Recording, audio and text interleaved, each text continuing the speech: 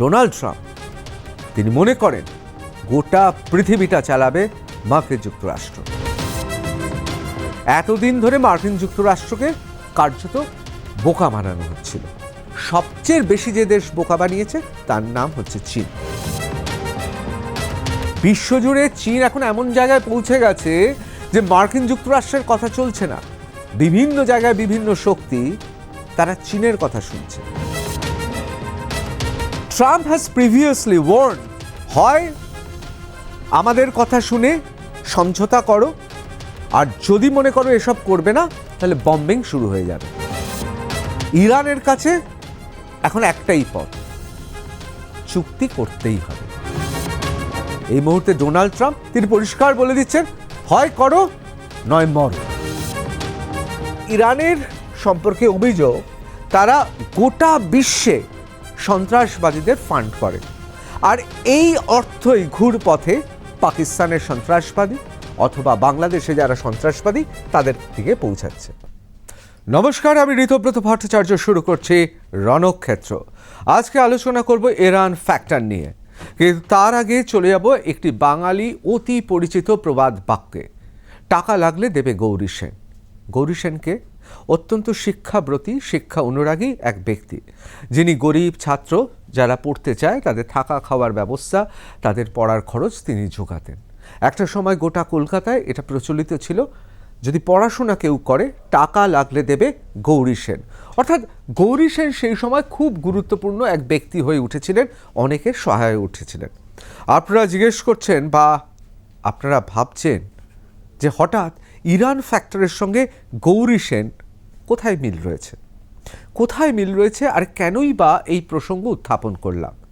আসলে গোটা দুনিয়াতে যারা জঙ্গি, যারা সন্ত্রাসবাদী, যারা অস্ত্রের ঝনঝনাতে বিশ্বাস করে, যারা সাধারণ মানুষের প্রাণ কেড়ে নেয়, পৃথিবীতে একটা অশান্ত পরিবেশের সৃষ্টি করে, তাদেরও দরকার ফান্ড।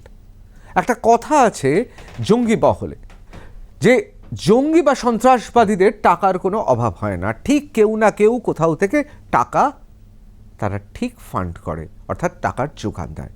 এই টাকা দিয়ে বিভিন্ন সন্ত্রাসবাদী কার্যকলাপ হয়, বিভিন্ন অস্ত্র শস্ত্র বিস্ফোরক কেনা হয় এবং গোটা পৃথিবীকে অশান্ত রাখা হয়।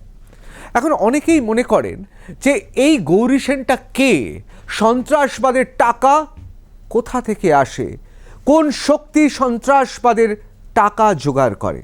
আর এখানেই আসছে ইরান ফ্যাক্টর, এখানেই আসছে ভারতবর্ষ, এখানেই আসছে বাংলাদেশ, পাকিস্তান, ইরান, চীন এবং অবশ্যই মার্কিন যুক্তরাষ্ট্র। কেন, একটু খোলসা করে বলি।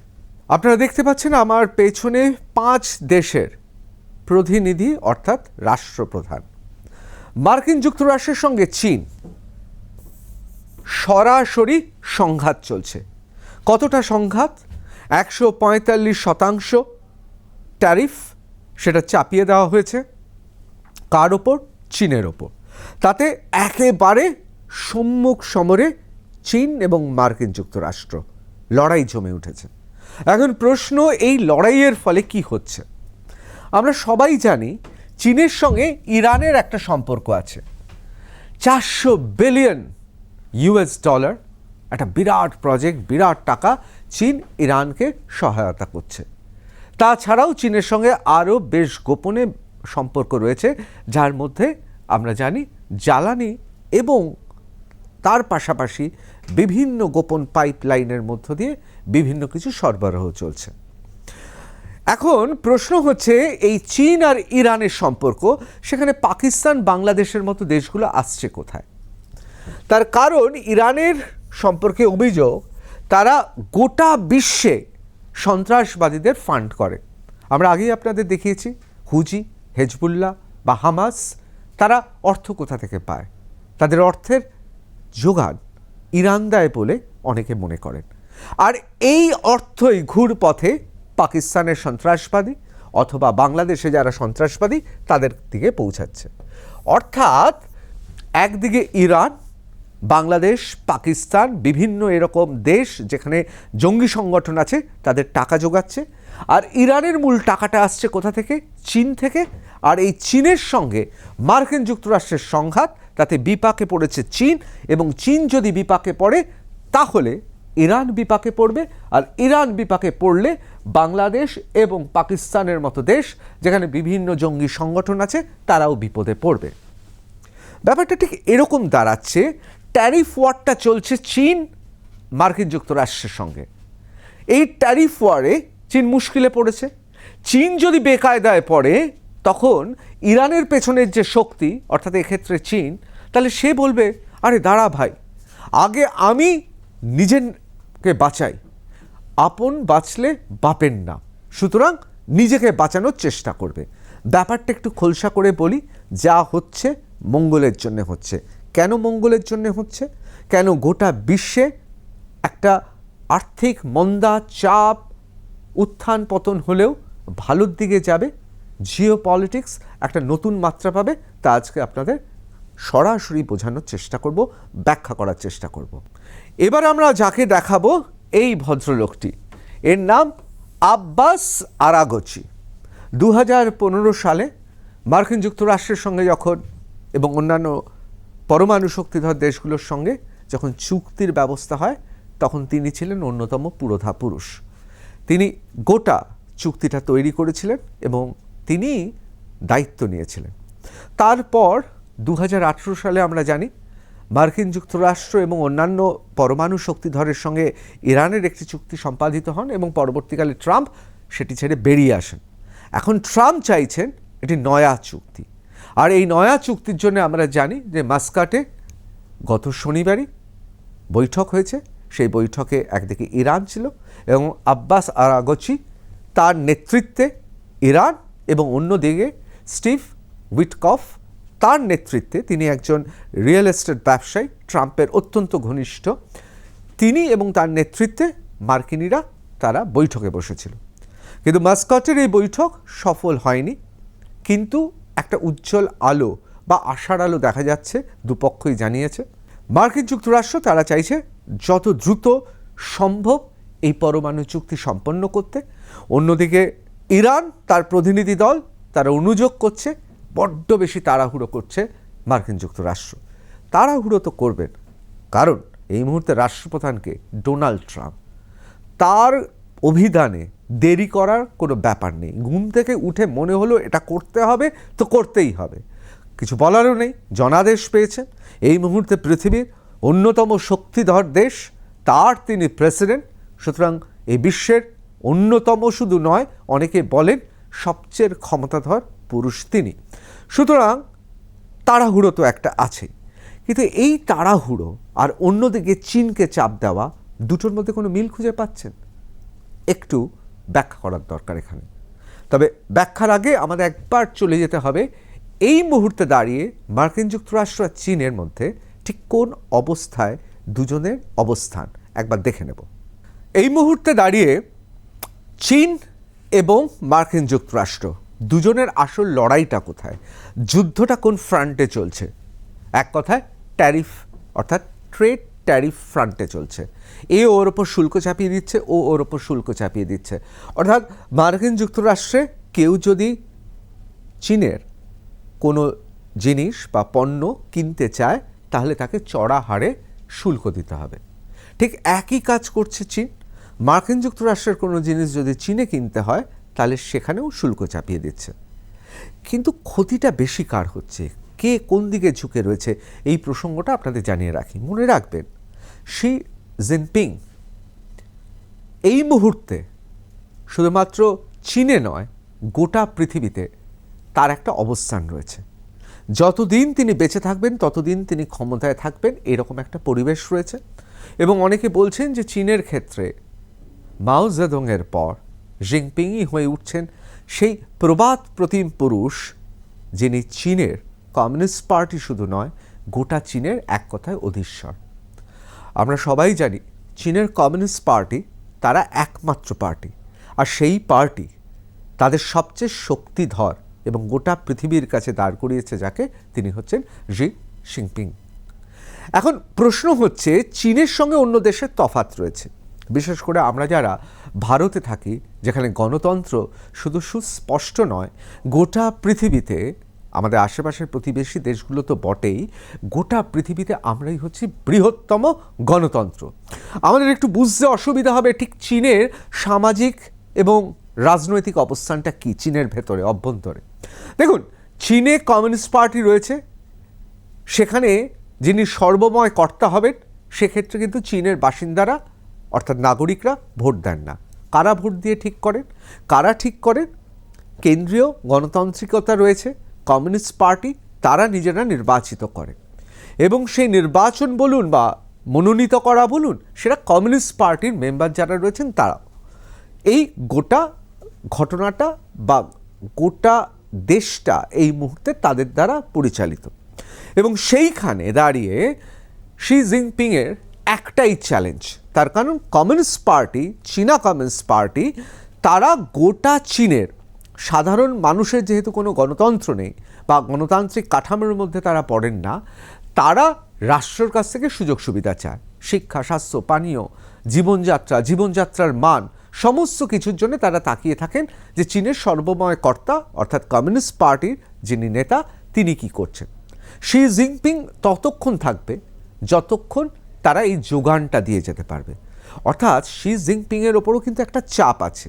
আবার অন্যদিকে মার্কিন যুক্তরাষ্ট্রের রাষ্ট্রপতি ডোনাল্ড ট্রাম্প আপাতত কয়েক বছর তিনি রাষ্ট্রপতি, কিন্তু তাকে জনাদেশ নিয়ে আসতে হয়েছে এবং যিনি পরবর্তীকালে যা আসবেন তাকেও জনাদেশ নিয়ে আসতে হবে।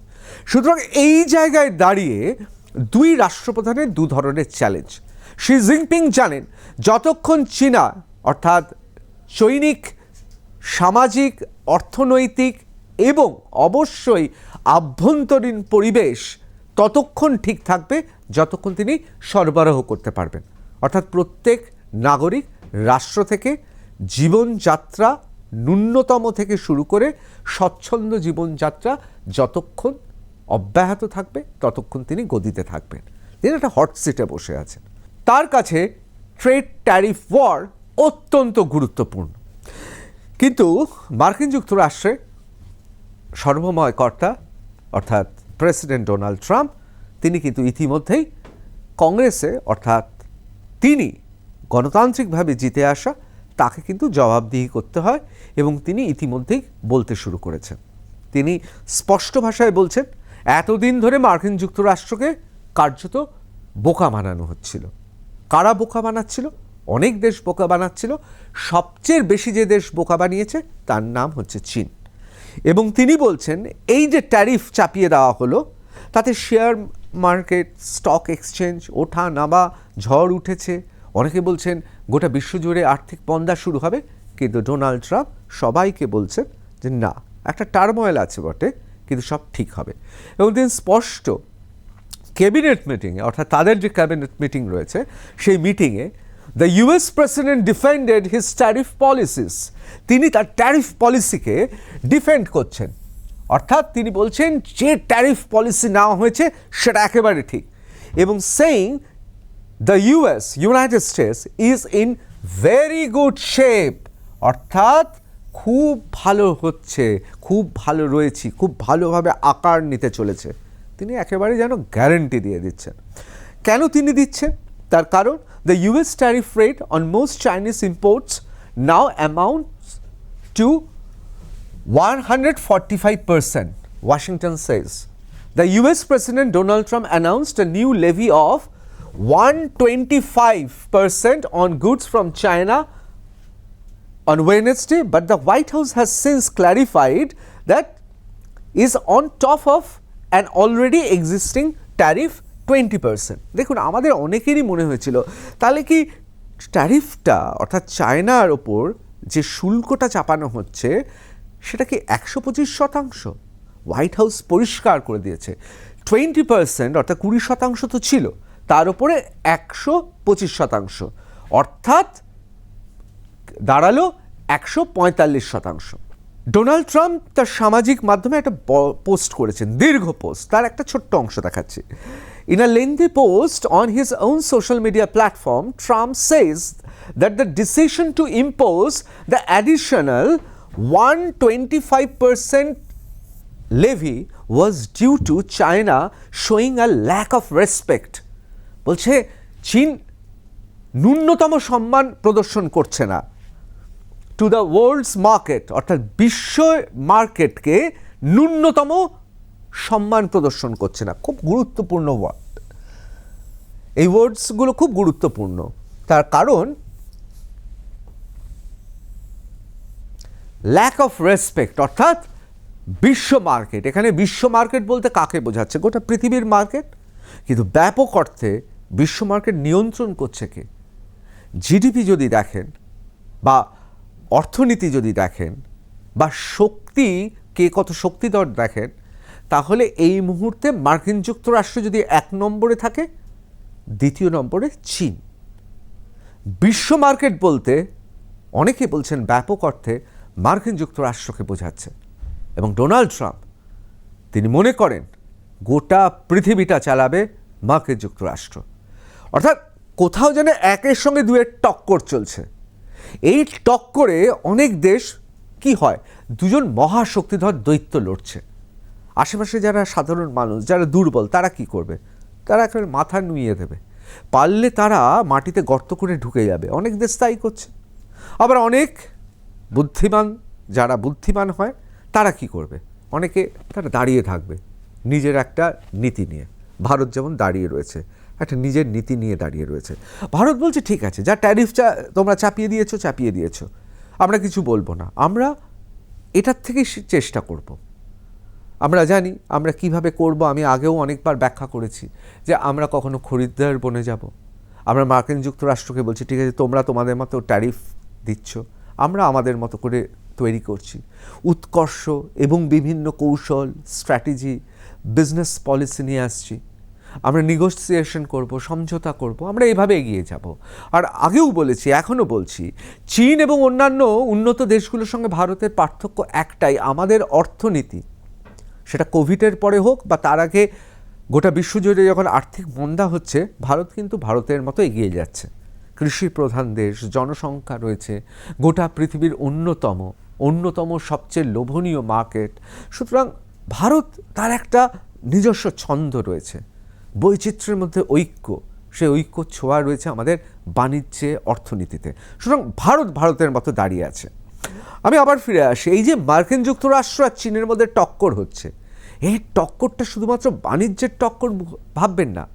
পৃথিবীতে জিওপলিটিক্স এখন এমন একটা জায়গায় পৌঁছে গেছে, কোনো একটা জায়গায় যদি কোনোভাবে আলোড়িত হয়, তাহলে কূটনীতি, বিদেশ নীতি এবং তার সঙ্গে অবশ্যই সমরনীতি সব কিছু জড়িয়ে যাচ্ছে। সুতরাং এগুলো হচ্ছে একে অপরের অবিচ্ছেদ্য অংশ। এবার যে প্রসঙ্গে আমরা আলোচনা করছি, সেই প্রসঙ্গে ফিরে আসি। তার আগে একবার দেখিয়ে দেব, আপনারা জানেন, আমি তাও একবার দেখিয়ে দেব কীরকমভাবে যুদ্ধটা এগোচ্ছে। এপ্রিল মাসের কয়েকটা দিন যদি দেখি তাহলেই বুঝে যাব। দেখুন, আজকে এপ্রিল মাসের একদম মধ্য গগনে রয়েছি। 1 ফেব্রুয়ারিতে কিউমুলেটিভ ট্যারিফ, অর্থাৎ চায়নাকে যে ট্যারিফ চায়নাতে আমরা জানি লাগিয়ে দেওয়া হয়েছে, চায়নার বিভিন্ন কমোডিটি বা পণ্যের ওপর, তার 10% ছিল। মার্চ মাসের 3 তারিখে 20% হলো, অর্থাৎ 20%। 4 এপ্রিল 34% বেড়ে গেল, হয়ে গেল 54%। এপ্রিল মাসের 9 তারিখ 71%, হয়ে গেল 125। চায়না, যেহেতু সেই সময় আমরা জানি যে চায়না তার আস্ফলন দেখানোর চেষ্টা করছে, গর্জন দেখানোর চেষ্টা করছে, ডোনাল্ড ট্রাম্প কী করলেন? আরও 20%, অর্থাৎ 145% হয়ে গেল।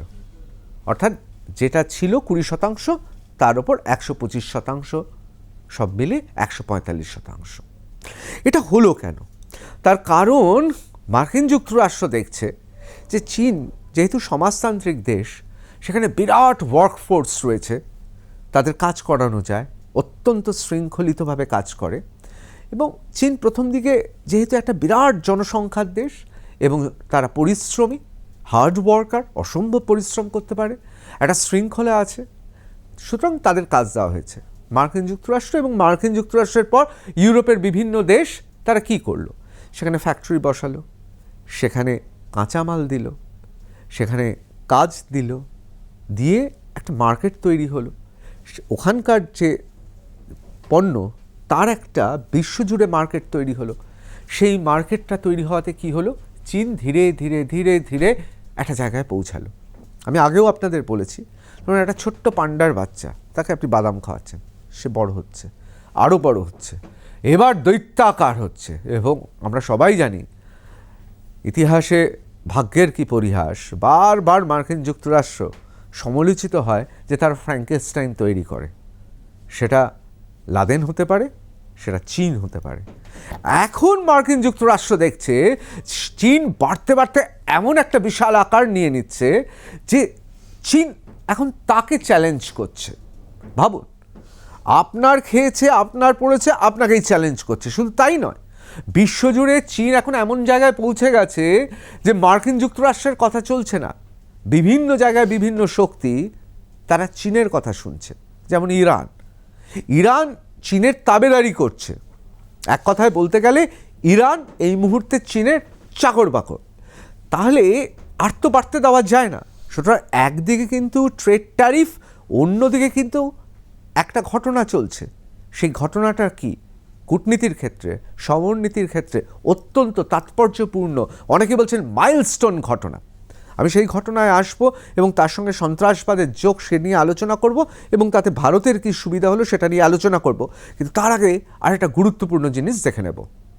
আমার পেছনে যে গ্রাফিক্যাল রিপ্রেজেন্টেশনগুলো দেখছেন সেগুলো খুব গুরুত্বপূর্ণ এই মুহূর্তে।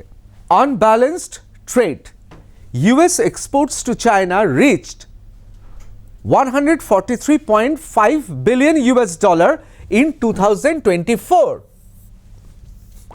ডাউন 3%, 3% ডাউন হয়েছে 2023 থেকে। Imports meanwhile increased by almost the same amount, reaching $438.9 billion.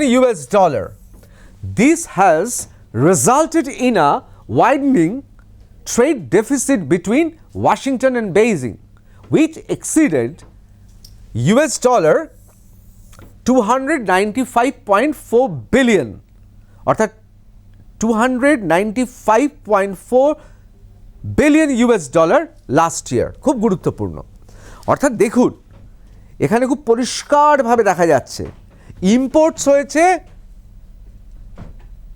$438.9 billion, অর্থাৎ $438.9 বিলিয়ন, আর এক্সপোর্ট হয়েছে $143.5 বিলিয়ন। তাহলে এটা হয়েছে ইম্পোর্ট, এটা হয়েছে এক্সপোর্ট। পুরো খেলাটা কিন্তু এই বিষয়টার উপর দাঁড়িয়ে আছে। অর্থাৎ এই যে লাল অংশটা দেখছেন, এই জায়গার উপর দাঁড়িয়ে কিন্তু ডোনাল্ড ট্রাম্প পুরো খেলাটা খেলছেন। আরও পরিষ্কার করে বলি যে এই পরিমাণ ইম্পোর্ট, এটা এক্সপোর্ট, তাহলে ট্রেড ডেফিসিট কত রইল? এই অংশটা, অর্থাৎ $295.4 বিলিয়ন ট্রেড ডেফিসিট রয়েছে। ভাবুন, তার মানে চীন এটা দিয়ে লাভজনক জায়গায় যাচ্ছে। এভাবে চলতে থাকলে চীন কোথায় পৌঁছে যাবে বুঝতে পারছেন? তখন তো পৃথিবীতে ধরাছোঁয়ার বাইরে চলে যাবে অর্থনীতিতে। আর যার টাকা তার বাহুবল, এবং আমরা সবাই জানি চীনের সৈন্য সামন্ত যা রয়েছে, অস্ত্রশস্ত্র যা রয়েছে, এবং যেভাবে তারা যুদ্ধবিমান থেকে শুরু করে বিভিন্ন সমর শাস্ত্রে খুব গুরুত্বপূর্ণ স্ট্র্যাটেজিক কৌশলগত দিক থেকে যেসব যন্ত্রপাতি দরকার সব তৈরি করে ফেলছে। সুতরাং চীন কোথায় পৌঁছে যাবে? তাহলে চীনকে এখনই আটকানো দরকার। এবং আটকাতে পারে কে? মার্কিন যুক্তরাষ্ট্র দেখছে, আরে ও তো আমার ঘরে শীত কেটেই বড়লোক হয়ে যাচ্ছে, সুতরাং থামাও ওকে। যাকে আমরা ছোটোবেলা থেকে লালন পালন করলাম সে এখন দৈত্য হয়ে যাচ্ছে, আর সে আমার ঘর থেকেই ধনরত্ন নিয়ে ধনী হয়ে যাচ্ছে, তাকে আটকাতে হবে। খেলাটা এখন এই জায়গায়। অর্থাৎ এই লাল অংশ যেটা, অর্থাৎ যেটা ইম্পোর্ট করছে চীন, সেই জায়গাটাকে ধরেই কিন্তু ডোনাল্ড ট্রাম্প টান মেরেছেন। টান মারলে কি হয়? কোনো একটি স্থিতিশীল অবস্থা যদি থাকে, সেখানে যদি টানাটানি করা হয় তাহলে কি হবে? ব্যাপারটা একটু ভারসাম্য নেওয়ার জন্য একটু বেশি লাফালাফি হচ্ছে। কিন্তু ডোনাল্ড ট্রাম্প বলছেন ঘাবড়ানোর কিচ্ছু নেই, একেবারে সব ঠিক আছে, everything is in good shape. কে বলছেন? Donald Trump. এইবার চলে আসছি জিওপলিটিক্সের আরও গুরুত্বপূর্ণ একটি বিষয়। একদিকে তো ট্রেড ট্যারিফ ওয়ার চলছে, ট্রেড ট্যারিফ ওয়ারের পাশাপাশি আর একটা খুব গুরুত্বপূর্ণ ঘটনা চলছে। US targets China oil storage terminal in new Iran related sanction. খুব গুরুত্বপূর্ণ। কেন গুরুত্বপূর্ণ? তার কারণ দীর্ঘদিন ধরে এবং গত 40 বছর ধরে চীনের সঙ্গে মার্কিন যুক্তরাষ্ট্রের যেমন একটা সম্পর্ক রয়েছে, ঠিক ইরানের সঙ্গেও সম্পর্ক রয়েছে, এবং সেই সম্পর্কটা অত্যন্ত খারাপ জায়গায় রয়েছে। বারবার চেষ্টা করা হয়েছে যে না, ইরানের সঙ্গে সম্পর্কটা ভালো করে নেওয়া যাবে, কিন্তু অনেকে বলেন মার্কিন যুক্তরাষ্ট্রের পয়েন্ট অফ ভিউ, অর্থাৎ তাদের দৃষ্টিকোণ থেকে বিচার করলে ইরান অত্যন্ত তেঁদোর দেশ। কেন তেঁদোর দেশ? একবার এক কথা বলছে, আবার সঙ্গে সঙ্গে অন্যদিকে অন্য কিছু করছে। সুতরাং ইরানকে কোনোভাবেই ছাড় দিতে চায় না মার্কিন যুক্তরাষ্ট্র, কিন্তু ইরানের সঙ্গে আবার বৈঠকেও বসছে। তার কারণ ইরানের পেছনে চীন আছে, একদিকে চীনের সঙ্গে ট্যারিফ ওয়ার চলছে, অন্যদিকে ইরানের সঙ্গে বৈঠক হচ্ছে। ডোনাল্ড ট্রাম্প তার বিরুদ্ধে অভিযোগ করছে মার্কিনিরা, ইরান বলছে মার্কিনিরা খুব তাড়াহুড়ো করছে, বড্ড তাড়াহুড়ো করছে। আব্বাস আরাগমি অর্থাৎ ইরানের বিদেশমন্ত্রী সেই কথাই বলছেন। সুতরাং এত তাড়াহুড়ো কেন? সব কিছু কিন্তু একটা ছন্দের মধ্যে দিয়ে যাচ্ছে। যদি বোঝা যায় না, একদিকে ট্যারিফ ওয়ার, অন্যদিকে ইরানের সঙ্গে নয়া বৈঠক, নয়া চুক্তি নিয়ে বৈঠক, এবং সেখানে যথেষ্ট তাড়াহুড়ো করছে, আবার অন্যদিকে ইরানের সঙ্গে অন্য দেশের সম্পর্ক, সব কিছু কিন্তু একটা সুতোতে গাঁথা। মনে হবে যেন যদি ঠিক করে দেখা যায় একটা সুতোর ওপর পর পর ফুলগুলো বসে একটা মালা গাঁথা হচ্ছে, এবং এই মালা যে গাঁথা হচ্ছে তাতে ভারতের সুবিধা এবং গোটা পৃথিবীতে যারা সন্ত্রাস চান না তাদের সুবিধা। কেন? আমরা সেটাই আলোচনা করছি। আবার ফিরে আসি।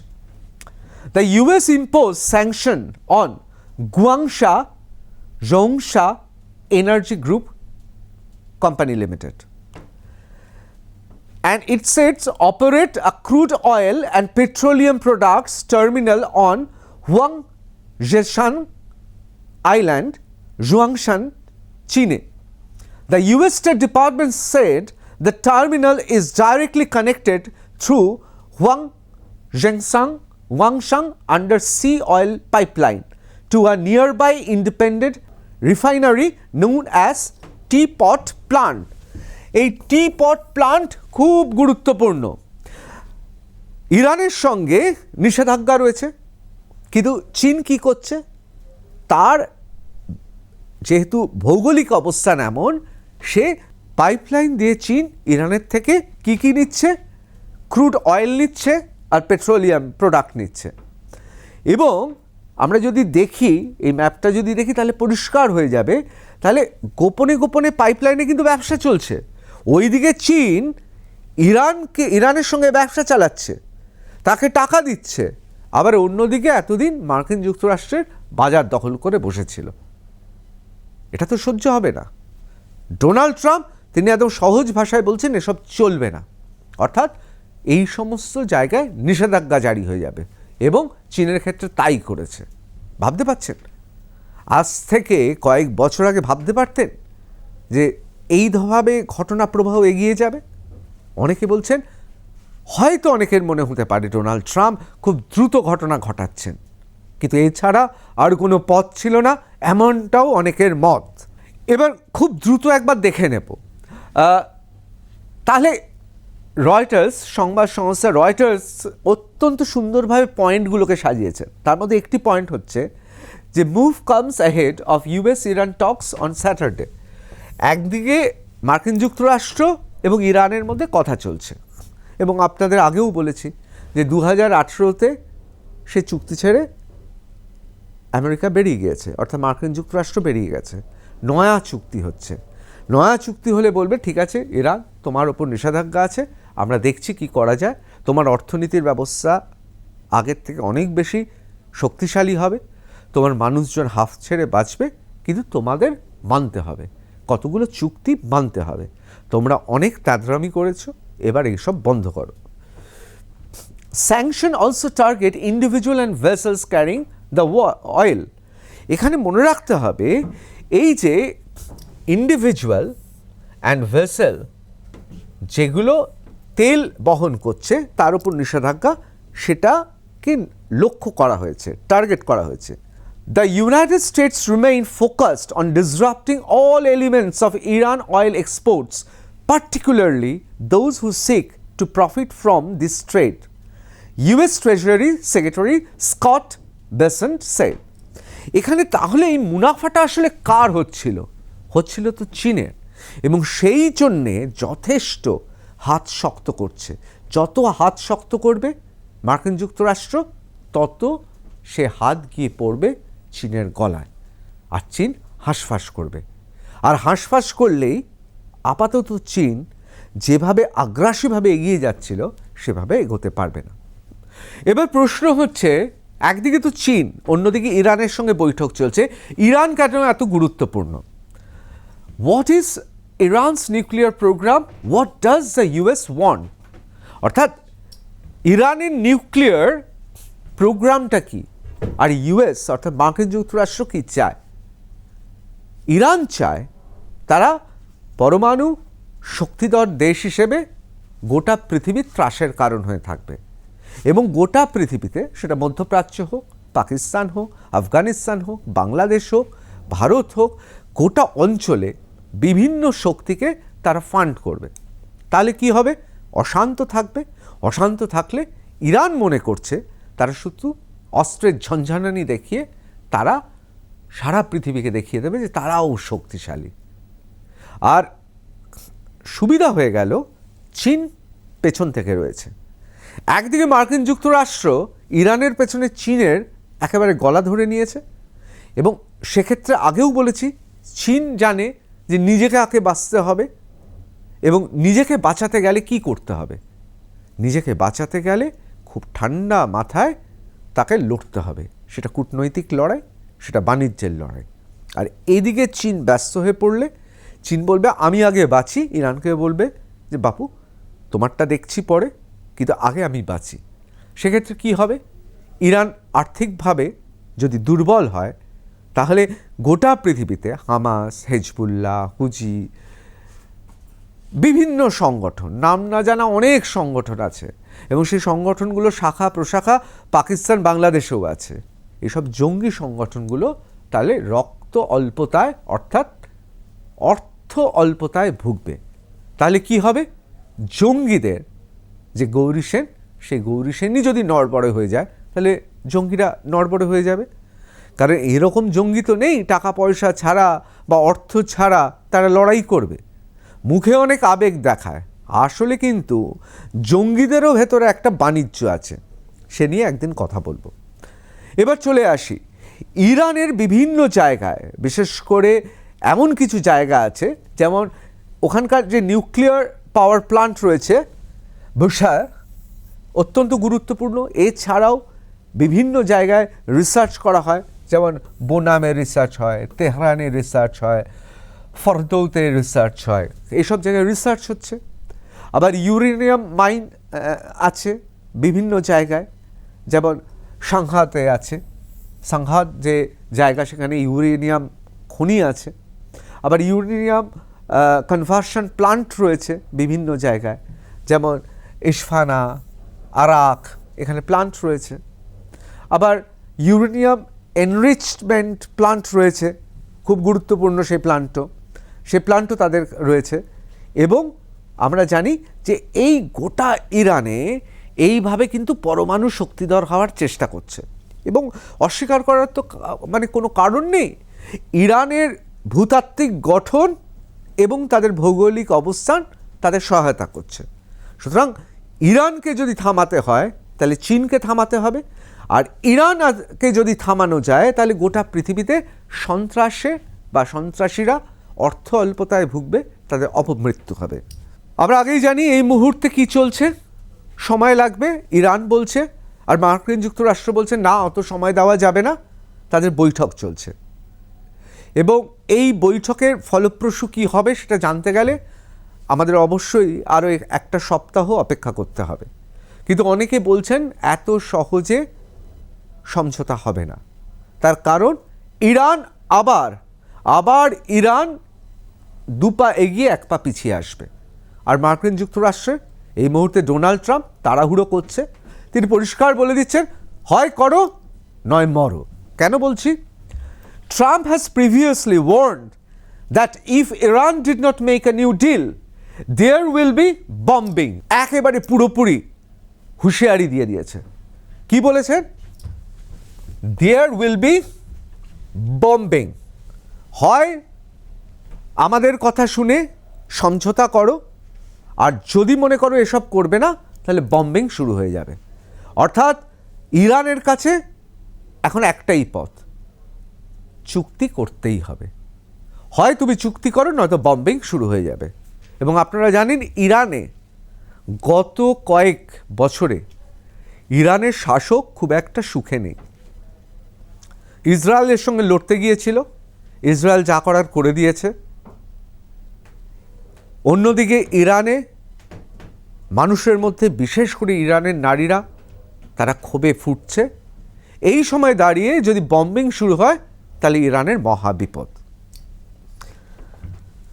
তাহলে পরিশেষে কি দাঁড়ালো? পরিশেষে দাঁড়ালো যে গোটা বিশ্ব জুড়ে একটা নতুন ভোর হতে শুরু করেছে। আপাতত অন্ধকারের মধ্যে একটা আশার আলো রয়েছে। কেন বলছি? তার কারণ মার্কিন যুক্তরাষ্ট্র যদি চীনকে চেপে ধরে, তাহলে চীন যে টাকাটা পাঠাতো ইরানকে, তাহলে সেটা বন্ধ হয়ে যাবে। আর ইরান থেকে বিভিন্ন জঙ্গি সংগঠন, তার মধ্যে পাকিস্তান আছে, তার মধ্যে বাংলাদেশ আছে, এসব জায়গায় যদি জঙ্গি সংগঠন তারা যদি অর্থ অল্পতায় ভোগে, তাহলে গোটা পৃথিবীতে এবং অবশ্যই ভারতের মতো গণতান্ত্রিক দেশে, শান্তিকামী দেশে সুবিধাই হবে। সুতরাং যে কথা আপনাদের বলছিলাম, গৌরী সেনের কথা, গৌরী সেনের যদি অবস্থা খারাপ হয়, অর্থাৎ সন্ত্রাসবাদীদের গৌরী সেনের যদি অবস্থা খারাপ হয়, তাহলে গোটা পৃথিবীতে শান্তি ফিরবে। আর ভারত সেটাই চায়। একদিকে পাকিস্তান, অন্যদিকে বাংলাদেশ, বিভিন্ন জঙ্গি সংগঠন, তারা বিভিন্নভাবে পরিবেশকে অশান্ত করার চেষ্টা করছে। পাকিস্তানের সাধারণ খেটে খাওয়া মানুষ, বাংলাদেশের সাধারণ খেটে খাওয়া মানুষ তারা নয়। ওই 5% জঙ্গি মনোভাবপন্ন লোকজন আছে পাকিস্তান আর বাংলাদেশে, তারা চেষ্টা করছে। ভারত চুপ করে বসে আছে। ট্যারিফ ওয়ার চলুক, ট্রেড ট্যারিফ চলুক, যা করো আমরা সব সামলে নেব। আমাদের সেই ক্ষমতা আছে, আমাদের সেই কৌশল আছে, আমাদের সেই বুদ্ধিমত্তা আছে। আমরা অস্ট্রেলিয়া বা জাপানের মতো চেঁচামেচি করছি না। অনেক বড় বড় উন্নত দেশ কাঁপছে, পুরো কাঁপছে, ত্রস্ত। কি হবে?